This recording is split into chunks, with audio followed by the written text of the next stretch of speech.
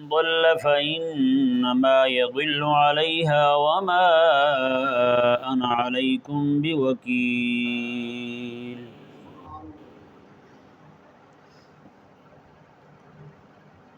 اس آیہ مبارکہ اور اس سے اگلی آیہ مبارکہ پر پہلے گفتگو ہو چکی تھی۔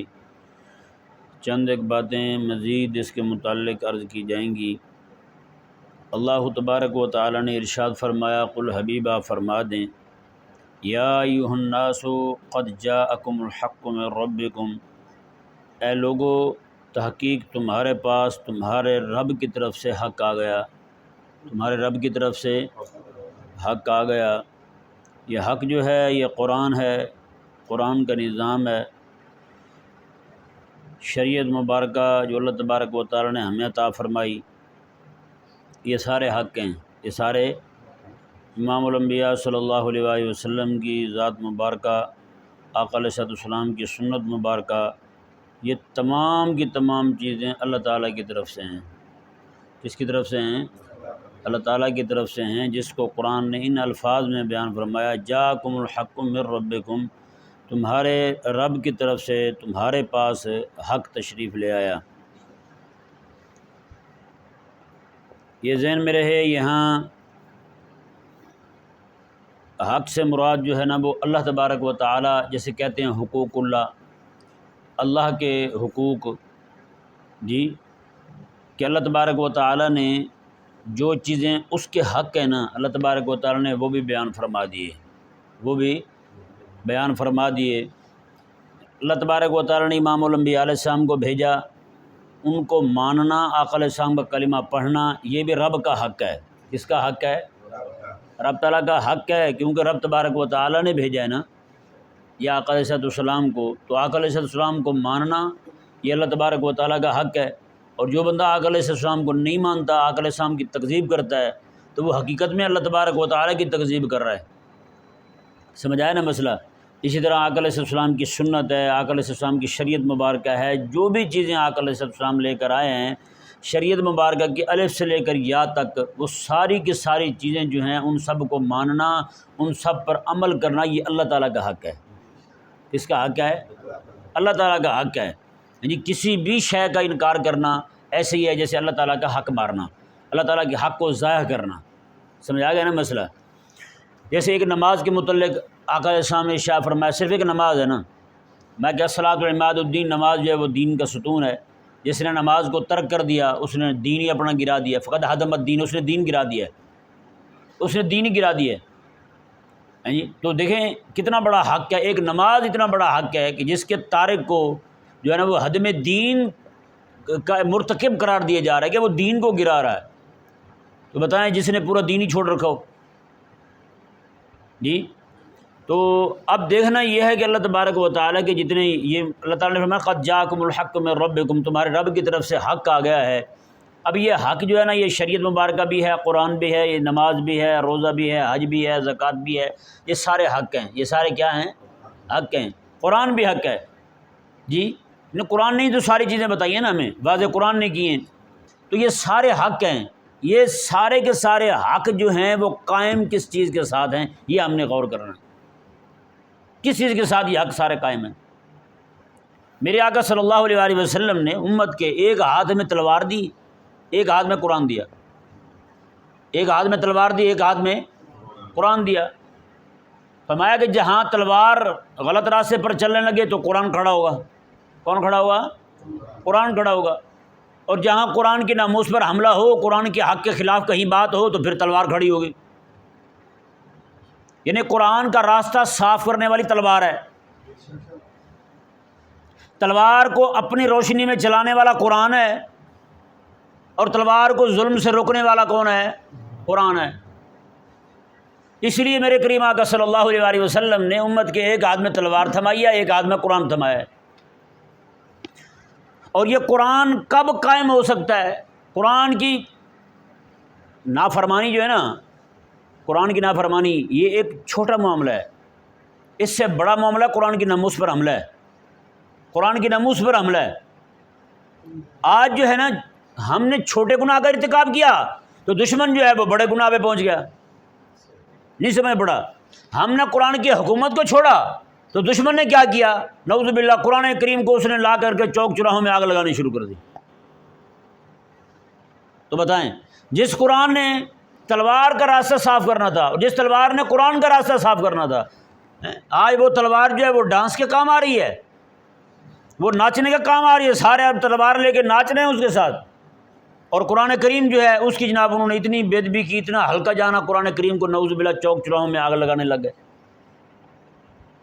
جب تک یہی قرآن کریم جو ہے مسلمانوں کی رہنمائی کے لیے ان کے ایک ہاتھ میں تھا اور دوسرے ہاتھ میں قرآن کا راستہ صاف کرنے کے لیے تلوار تھی، تب تک معاملہ درست ہے۔ 1200 سال پورے یہ قرآن کریم تلوار جو ہے نا قرآن کی رہنمائی میں چلتی رہی ہے، اور تلوار جو ہے اس نے قرآن کی ناموس پر پہرا دیا ہے۔ جب سے اہل ایمان نے، مسلمانوں نے قرآن کو، تلوار کو چھوڑا ہے، آج حالات ان کے سامنے آپ دیکھ رہے ہیں۔ اچھا، ہم بات کرتے ہیں اس سنت کی جس سنت کی وجہ سے سارے فرائض قائم ہیں، ساری عبادتیں قائم ہیں، سارے ذکر اذکار قائم ہیں، ساری خانقاہیں قائم ہیں، سارے مشاعر قائم ہیں، سارے جناب ہماری مساجد قائم ہیں۔ ایک ایک چیز جس کے ساتھ قائم ہوتی ہے وہ سنت ہے آقا علیہ السلام کی عطا فرمودہ سنت خلافت۔ کیا ہے؟ خلافت ہے۔ یہاں پر کچھ باتیں میں آپ کے سامنے رکھنا چاہتا ہوں۔ کئی عرصے سے لوگ جو ہے وہ ہم سے پوچھتے ہیں، ہاں جی، کئی جو ہیں وہ طنز بھی کرتے ہیں، جی کئی طنز بھی کر رہے ہوتے ہیں، کئی جو ہے نا واقعی سنجیدہ دل کے ساتھ اور دلی درد کے ساتھ ہی پوچھتے ہیں لوگ، اور کئی جو ہے وہ مذاق میں اڑاتے ہیں۔ ہم چونکہ خلافت کا نام لیتے ہیں آقا علیہ السلام کی سنت مبارکہ کا، تو لوگ جو نا ایک بندہ کہنے لگا جی مفتی صاحب کی اپنی کاوشیں کیا ہیں، انہوں نے آج تک کیا کیا ہے۔ درس سن کے تو آگے سے فرمانے لگے حضرت انہوں نے آج تک کیا کیا ہے، ان سے آج تک تو کچھ ہو نہیں سکا، خلافت قائم کر دیں گے۔ بھائی عجیب بات ہے۔ اور ایک بندہ کہنے لگا جی خلافت تو قائم ہونی نہیں ہے، پھر زور لگانے کا فائدہ، زور لگانے کا فائدہ۔ میں نے کہا یار یہ بتاؤ، نماز کا وقت آ جائے، بندے کو پتہ ہو مسجد میں کوئی نہیں آئے گا، مؤذن مسجد میں موجود ہے، کیا خیال ہے اس پر اذان دینا واجب ہے یا نہیں؟ اذان دینا ضروری ہے یا نہیں؟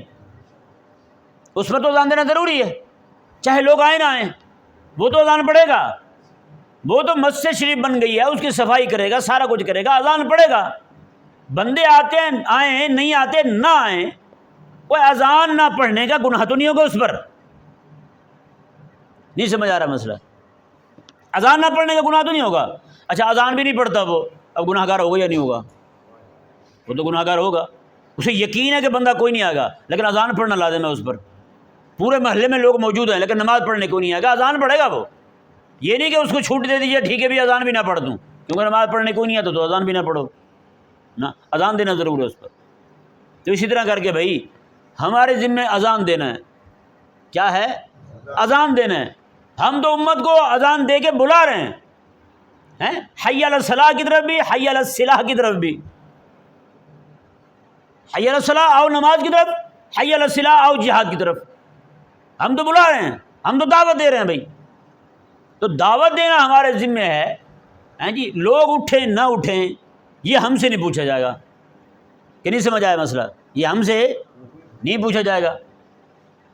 اب بتائیں نا، میرے کریم آقا صلی اللہ علیہ وسلم نے ارشاد فرمایا قیامت والے دن میری امت سب سے زیادہ ہوگی، میری امت سب سے زیادہ ہوگی، یہ حضور ارشاد فرماتے ہیں۔ اور آقا علیہ السلام فرماتے ہیں کہ باقی انبیاء کرام علیہ السلام جو ہیں کئیوں کے ساتھ کتنے لوگ ہوں گے، کئیوں کے ساتھ کتنے، اور حضور نے یہ بھی ارشاد فرمایا کوئی نبی ایسے ہوں گے جن کے ساتھ ایک بندہ ہوگا، کئیوں کے ساتھ دو ہوں گے، اور حضور ارشاد فرماتے ہیں کئی نبی وہ بھی ہوں گے جنہوں نے زندگی ساری تبلیغ کی ہے، ایک بندہ بھی ان کے ساتھ نہیں لگا، وہ خالی اکیلے ہی آئیں گے قیامت والے دن۔ بتائیں، اکیلے ہی آئیں گے۔ اور یہ آقا علیہ السلام کا فرمان شریف ہے، حضور نے فرمایا مجھے امتیں سارے نبیوں کی دکھائیں گئی، کتنی کی کتنی، کسی کی کتنی امتیں، کسی کی کتنی، اور آقا علیہ السلام میں کئی نبی وہ بھی تھے جن کے پیچھے کوئی بھی نہیں کھڑا تھا۔ اندازہ لگاؤ، رب تعالیٰ کے نبی ہوں، اتنا عرصہ جد و جہد کریں، اور نوح علیہ السلام کو دیکھیں 950 سال تبلیغ کیا آپ نے، 950 سال تبلیغی جد و جہد، بندے کو لسی 80 بندوں نے کلمہ پڑھا نوح علیہ السلام کا۔ تو کیا خیال ہے آپ کا، کیا کہو گے موسیٰ علیہ حضرت نوح علیہ السلام؟ اور بھائی ان کے ذمے اذان دینا تھا، وہ اذان دے دی، وما علیہ الا البلاغ وما علینا الا البلاغ، کا کیا مطلب ہے کہ مولا ہمارے ذمے پہنچانا ہے، ہم پہنچا رہے ہیں۔ اللہ تبارک و تعالی نے ہم پر لازم نہیں کیا نتیجہ نکالو اس کا، بھائی اللہ نے نتیجہ کسی نبی پر لازم نہیں کیا کہ نتیجہ نکال کے دکھانا ہے تم نے، نہ کسی نبی پر نتیجہ لازم نہیں ہے کہ نتیجہ نکال کے دکھاؤ بھائی۔ تو بتائیں یہ ہم سے نتیجہ مانگنے والے کون ہوتے ہیں؟ ہاں جی کتنے لوگ ہو گئے جی، کیا ہو گیا جی، یہ ہو گیا جی، وہ کیا ہوا ہے جی، آپ کون ہوتے ہیں ہم سے پوچھنے والے بھائی؟ یہ تو وہ بات ہوئی جو اللہ تبارک و تعالیٰ نے انبیاء پر لازم نہیں کیا، آپ ہم سے مطالبہ کر رہے ہیں کہ نہیں سمجھ آ رہا مسئلہ؟ یار دیکھیں کسی بندے کو اب شادی ہوتی ہے نا، مثال یہ ارشد صاحب بیٹھے ہوئے ہیں، انہوں نے بیٹے کی شادی کی ہے، ہر بندے کی کسی نہ کسی کے ساتھ خیم خیں چل رہی ہوتی ہے یا نہیں؟ اب شادی والا بندہ جو ہے جس کے گھر میں خوشی آ رہی ہوتی ہے وہ تو سب کو دعوت دیتا ہے یا نہیں؟ اب اسے یہ بھی پتہ یار یقینی بات ہے اس نے نہیں آنا، لیکن یہ دعوت دینے گئے تھے نہیں گئے تھے؟ دعوت دینے جاتے ہیں نا، پتہ ہے اس نے نہیں آنا لیکن پھر بھی دعوت دینے جاتے ہیں، کیوں؟ کہ کہیں یہ نہ ہو یار کل کو کھڑے ہو کے مجمع میں یہ کہہ دے بھائی انہوں نے تمہیں بلایا نہیں تھا۔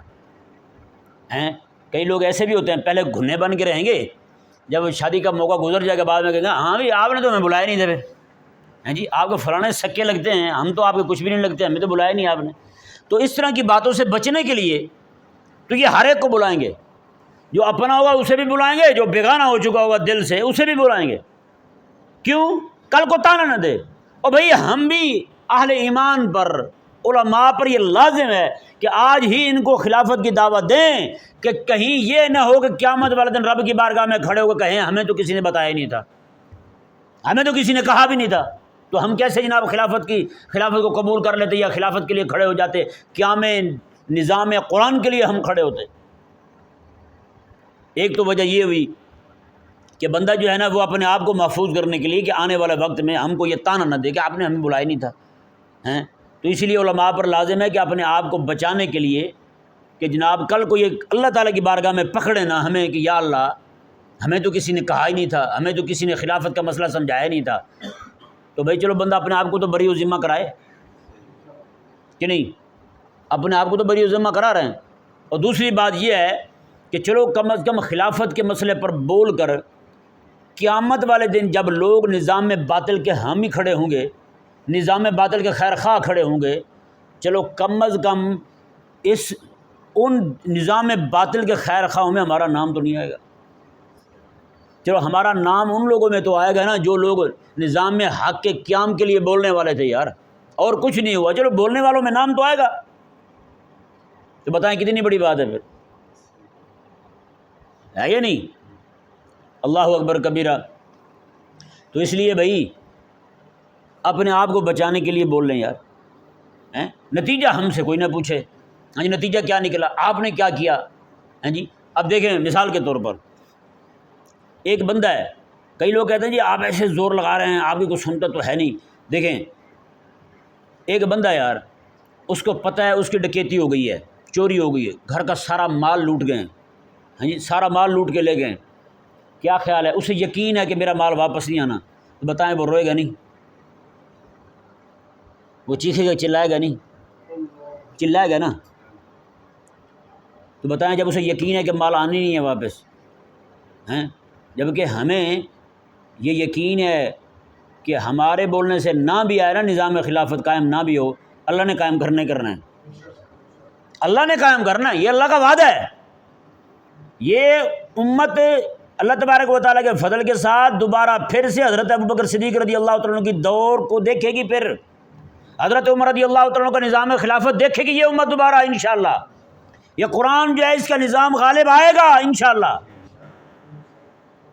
تو بھائی ہمارے ذمے جو ہے نا وہ بیان کرنا ہے، کیا ہے؟ بیان کرنا ہے۔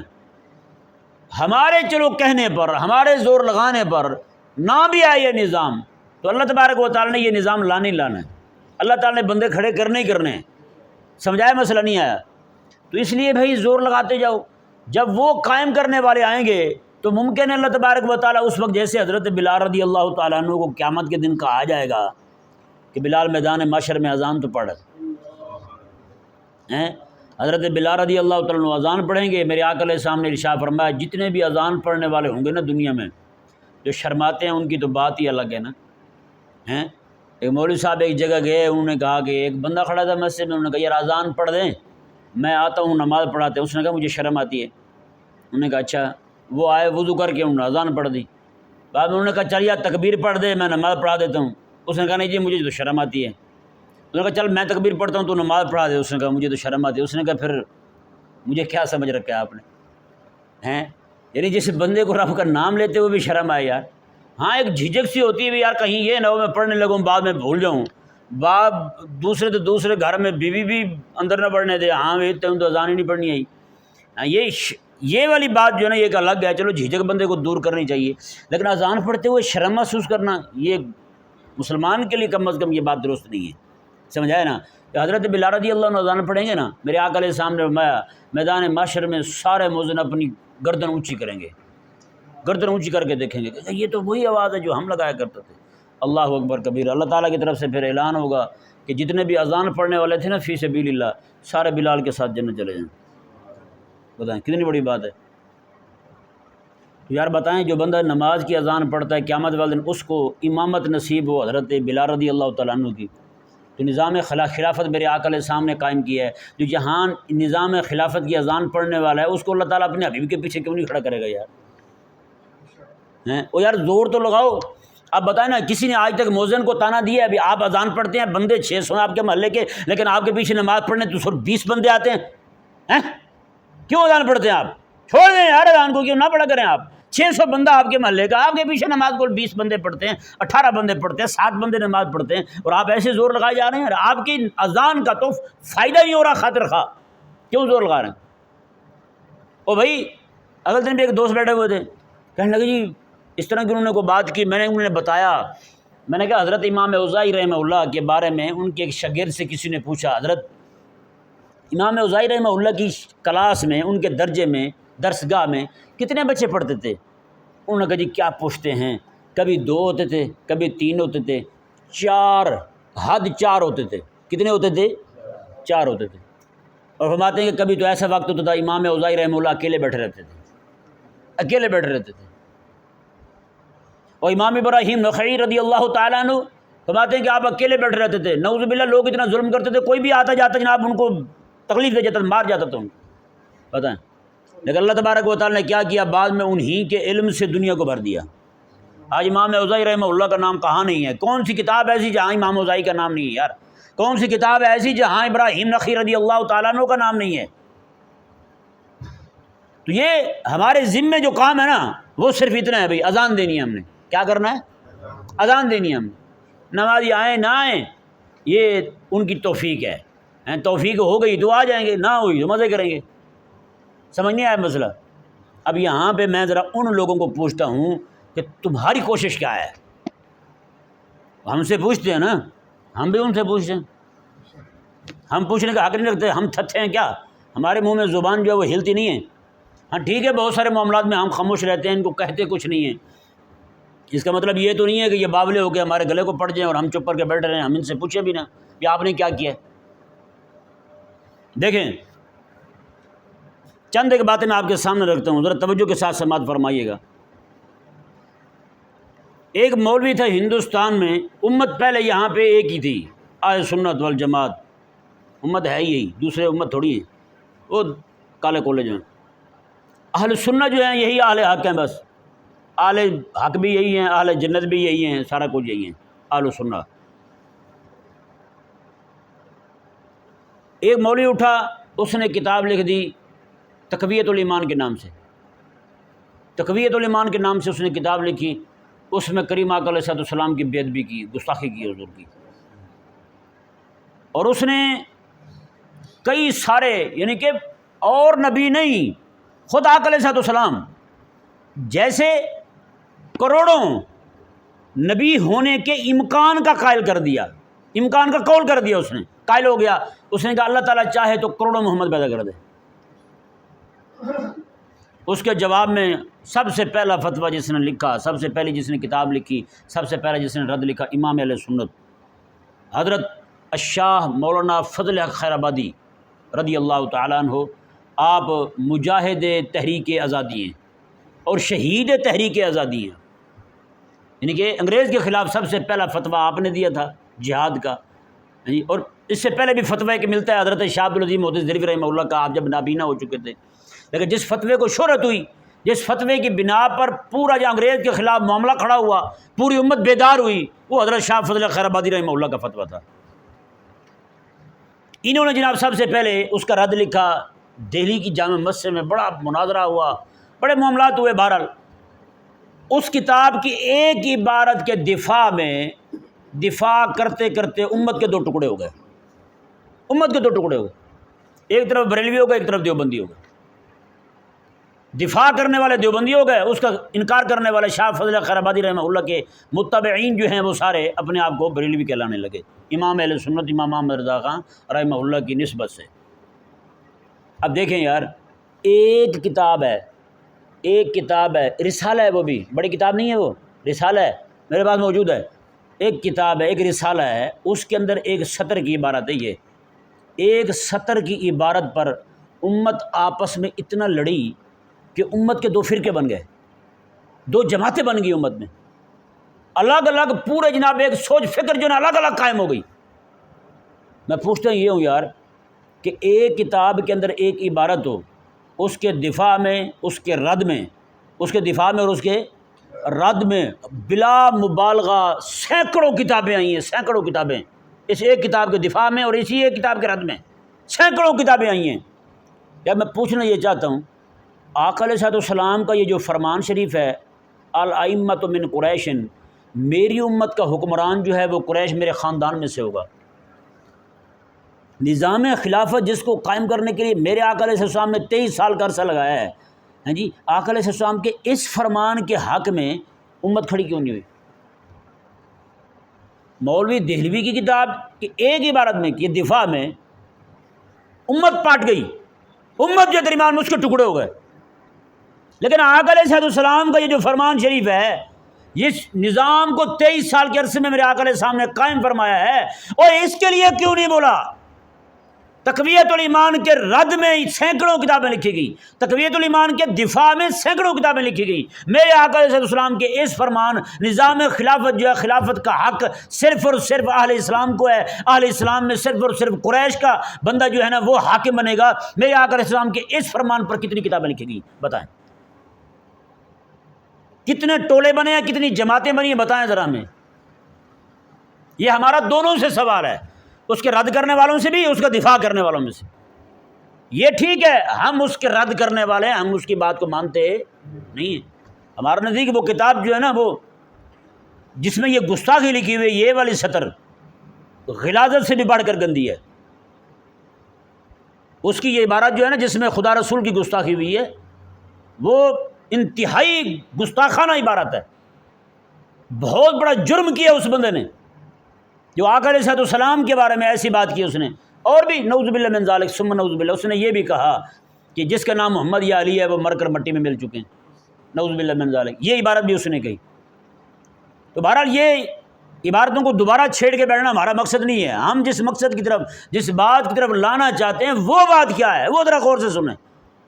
وہ یہ یار، اس کتاب کے حق میں اتنی کتابیں لکھی گئیں، اس کتاب کے حق کو، اس کتاب کو حق سمجھتے ہوئے امت دو جماعتوں میں بٹ گئی، امت دو جماعتوں میں بٹ گئی، اتنی لڑائی ہوئی، اتنا فساد ہوا۔ اصل بنیاد یہی کتاب ہے، یہ بنیاد کتاب ہے۔ اس کتاب کو دیکھ کر کے بعد میں جتنی بھی بے ادبیاں ہوئی ہیں، گستاخیاں ہوئی ہیں، ساری بعد میں ہوئی۔ تو بتائیں نا ذرا پھر مجھے بھی، اس ایک بات کے بارے میں اتنی لڑائیاں ہوئیں کہ جناب امت دو جماعتوں میں بٹ گئی، ایک جماعت ایسی کیوں نہیں کھڑی ہوئی جو آقا علیہ السلام کے اس فرمان شریف کے حق میں کھڑی ہوئی؟ آگے دیکھیں ذرا، صرف وہابی لوگ جو ہے نا، اہل حدیث اپنے آپ کو کہتے ہیں، ان کو صرف رفع دین کا مسئلہ ملا تھا، رفع دین کا مسئلہ، گھر گھر میں لڑائی شروع، مسجد میں لڑائی شروع، محلے محلے میں لڑائی شروع، صرف ایک رفع دین والی ان کو سنت یاد آئی کہ حضور کی سنت رفع دین کرنا، اللہ اکبر کبیرہ، اور ایسا اس کا پرچار کیا رفع دین کا، ایک ایک جگہ کتاب میں اٹھا کے بھاگے پھرتے تھے وہابی، ہم نے بڑے دیکھے ہیں۔ جگہ جگہ جا رہے ہیں کتاب اٹھا کے، دیکھو یہ بخاری میں لکھا ہوا رفع دین، دیکھو یہ مسلم لکھا ہوا رفع دین، دیکھو یہ ترمذی میں لکھا ہوا رفع دین، جگہ جگہ لکھا ہوا ہے 500 حدیثیں رفع دین پر، 200 حدیثیں رفع دین پر۔ بھئی آقا علیہ السلام نے نظام خلافت قائم کیا، اس پر تمہیں ایک حدیث بھی دکھائی نہیں دی۔ یعنی کہ حضور کی سنت جو ہے ہمارے نزدیک سنت متروک ہے، آقا علیہ السلام نے آخری عمر میں چھوڑ دی تھی، وہ سنت جو چھوڑی جا چکی، چلو نہ بھی چھوڑی ہو آقا علیہ السلام نے، تو ایک نماز میں ایک مستحب کی جو ہے نا حیثیت رکھتی ہے رفع دین، ان کے نزدیک جو کرتے ہیں، ہمارے نزدیک نہیں، جو رفع دین کرتے ہیں ان کے نزدیک بھی، ان کے مولویوں کے فتاوی میرے پاس موجود ہیں، انہوں نے یہی کہا کہ یہ مستحب ہے۔ بھائی کئی مباح کہتے ہیں اس کو، کئی سنت واجبہ کہتے ہیں اس کو، کئی کچھ کہتے ہیں، اوے بولی بھی ایک نہیں ملتی ہے ان کی۔ تو ہم ان سے یہی سوال کرتے ہیں کہ ذرا آپ بتائیں نا پھر، ایک رفع دین والی سنت جس کو تمہارے مولوی مستحب کہیں ہیں، اس کے لیے تم نے اتنا شور مچایا، وہ سنت آقا علیہ السلام کی جس کو 23 سال کے عرصے میں رات دن آقا علیہ السلام نے کوشش کر کے جد و جہد کر کے اس کو قائم فرمایا، آقا علیہ السلام امت کو دے کر کے جا رہے ہیں، وہ سنت آقا علیہ السلام کی خلافت والی، اس سنت کے احیاء کے لیے آپ نے کتنی کتابیں لکھی، کتنی مسجدوں میں لڑائی ہوئی ہے اس سنت کے احیاء کے لیے، بتائیں یار۔ تھوڑا سا اور نیچے آ جائیں، اس وقت جو لڑائیاں چل رہی نا آپس میں، وہ فرقوں میں لڑائیاں کم ہو گئی ہیں، اس وقت مولوی پیر کی لڑائی چل رہی ہے، مولوی پیر کی لڑائی چل رہی ہے، میرے پیر نے یہ کہا ہے، آپ کے پیر نے یہ کہا ہے، لہذا لڑائی شروع۔ آپ آج بھی جا کے پاکستان میں دیکھ لیں، انڈیا میں دیکھ لیں، مولویوں کی ایک ایک بات پہ لڑائیاں چل رہی ہیں، یہ فلانی جماعت کے ہیں، یہ فلانی جماعت کے کیوں، کہ ہماری ان کے ساتھ نہیں بنتی، ان کے ہمارے ساتھ نہیں بنتی، کیوں؟ انہوں نے یہ کہا تھا کہ جناب مووی بنانا جائز ہے، ہم نے کہا تھا ناجائز ہے، ایک بات پہ امت ہی بانٹ دی انہوں نے، ایک بات پہ امت ہی بانٹ دی انہوں نے، دو ٹکڑے کر دیے انہوں نے، پھر امت کیا رہی، پیر کے ساتھ ٹکرا گیا، ایسے سینگ اٹکے ان کے، آج وہ سینگ ان کے ایسے پھنسے ہوئے ہیں ایک دوسرے میں کہ آج امت کے وسیع تر مفاد کے لیے بھی ان کے سینگ آپس میں نہیں نکلتے۔ سچی بات ہے، چھوٹی چھوٹی بات کو لے کر کے ان پیروں نے اپنے اپنے جتھے بنائے ہوئے ہیں، اپنے اپنے جتھے بنائے ہوئے ہیں، اور جتھے بنا کر کے امت کے اجتماعیت کو ذبح کر رہے ہیں، امت کے اجتماعیت کو توڑ دیے، امت کے اتحاد کو توڑ دیا۔ پیر صرف اس لیے کڑکی لگا کے چوہے پکڑنے والی مریدوں کو گھیر رہے ہیں تاکہ ان کی کمائی سے ہمارا گھر کا نظام چلتا رہے، اور اس کے لیے ظاہری بات ہے کسی کے خلاف بولیں گے تو مرید پکے ہوں گے نا، جب تک کسی پر تفسیق کا، تدلیل کا، گمراہی کا، تکفیر کا معاملہ نہیں کریں گے تب تک تو ہمارا گھر نہیں چلے گا، لوگ پکے مرید کیسے ہوں گے؟ سمجھ آ رہا ہے مسئلہ؟ نہیں آ رہا؟ تو اب ذرا بندہ پوچھنا، تو نے اپنے پیر کو اونچا کرنے کے لیے تو اتنی لڑائی کی کہ لاکھوں مرید الگ کر لیے تو نے، لاکھوں مریدوں کا ذہن بھی بنا لیا تو نے، آقا علیہ السلام کی سنت کے احیاء کے لیے کیا کیا تم نے؟ اپنے پیر کے لیے، پیر کو اونچا کرنے کے لیے لاکھوں لوگوں کا ذہن بنایا۔ آج بھی لوگوں نے کروڑوں اپنے پیر کے کروڑوں مرید کیے ہوئے ہیں، پکڑ پکڑ کے رسے مار رہے ہیں ٹانگوں میں، آؤ میرے پیر کے مرید ہو جاؤ تم، میں پہلے ہوں نہیں، طالب بن جا، ان کا طالب بھی ہوں، کٹا بچہ بن جا، کچھ نہ کچھ بن جا میرے پیر کا۔ بتائیں، وہ اپنے پیر کے لیے تم نے اتنا لوگوں کا ذہن بنا لیے، میرے آقا علیہ السلام کی سنت خلافت جو ہے اس کے لیے کتنے لوگوں کا ذہن بنایا آپ نے؟ میرا بھی سوال ہے نا یار آپ سے، مجھے بھی تو بتاؤ کیا کیے تم نے؟ سمجھ آ رہا نہیں آ رہا بھائی؟ بتائیں یار۔ اللہ تبارک و تعالیٰ نے ارشاد فرمایا، جی دیکھیں یہ آیت مبارکہ دیکھیں، اب جو میں نے ساری آپ کے سامنے تقریر کی ہے، ایک دکھ سنایا آپ کو، اس کو دیکھیں ذرا۔ اللہ تعالیٰ نے ارشاد فرمایا، قد جاءکم الحق من رب یا ایھا الناس، اے لوگو، قد جاءکم الحق من ربکم، حق تمہارے رب کی طرف سے آ گیا ہے، فمن اہتدی فانما یہتدی لنفسہ، اب جو بندہ اس حق سے ہدایت پائے گا وہ ہدایت اپنے لیے ہی پائے گا۔ کس کے لیے پائے گا؟ اپنے لیے پائے گا۔ اللہ اکبر کبیرہ۔ آگے فرمایا ومن ضل فانما یضل علیہا، جو ہدایت کی، جو خلافت کے رسی کو تھام لے گا اس کو اپنا نفع ہوگا، فانما یضل ومن ضل فانما یضل علیہا، جو اس سے ہٹے گا خود ہی گمراہ ہوگا، خود ہی بے دین ہوگا، خود ہی ذلیل ہوگا وہ۔ اللہ تعالیٰ نے فرمایا، اللہ اکبر، آگے الفاظ دیکھو، وما انا علیکم بوکیل، حبیب آپ سیدھا فرمائیں میں تمہارا ذمہ دار تھوڑی ہوں، میں ذمہ دار ہوں اپنے رب تبارک و تعالیٰ کے حکم کا، میرے رب نے مجھے فرمایا میں نے پہنچا دیا، میرے ذمہ یہی تھا، تمہارا ذمہ دار میں نہیں ہوں۔ اسی طرح ہم بھی ان کو کہتے ہیں، رب تبارک و تعالیٰ نے ہم پر بحیثیت مولوی ہونے کے لازم کیا تھا کہ تم میرے حبیب علیہ السلام کی سب سے بڑی سنت جو ام الفرائض میں سے ہے، سب سے بڑی سنت جس کی وجہ سے ساری سنتیں قائم ہیں، جس کی وجہ سے سارے فرائض قائم ہیں، جس کی وجہ سے سارے واجبات قائم ہیں، تم نے اس سنت کا اعلان کرنا ہے، ہم نے وہ اعلان کر دیا ہے، وما انا علیکم بوکیل، ہم تمہارے ذمہ دار تھوڑی ہیں۔ نہیں سمجھ آ رہا مسئلہ؟ ہم تمہارے ذمہ دار تھوڑی ہیں۔